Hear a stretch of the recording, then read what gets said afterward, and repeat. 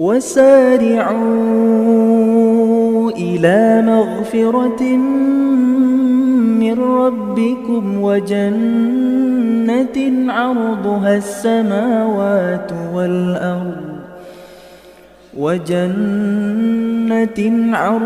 السماوات والأرض أعدت للمتقين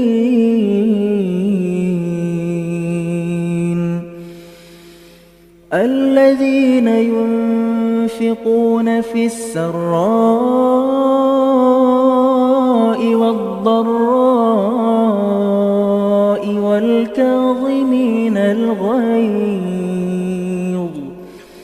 والكاظمين الغيظ والعافين عن الناس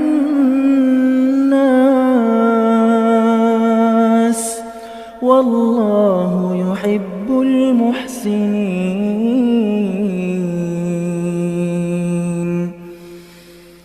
والذين إذا فعلوا فاحشة أو ظلموا أنفسهم ذكروا الله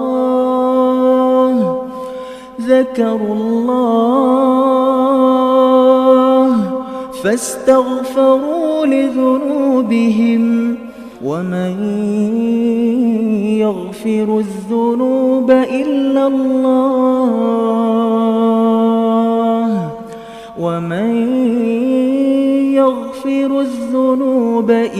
الله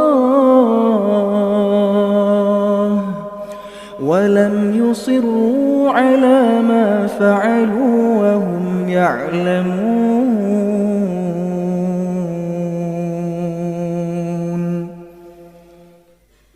أولئك جزاؤهم مغفرة من ربهم وجنات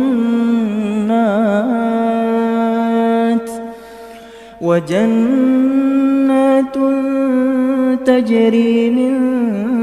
تحتها الأنهار خالدين فيها ونعم أجر العاملين قد خلت من قبلكم سنن فسيروا في الأرض فانظروا كيف كان عاقبة المكذبين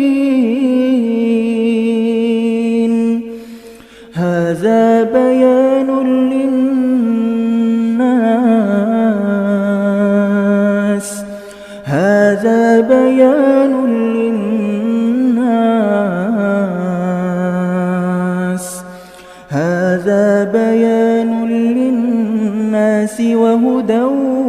وموعظة للمتقين.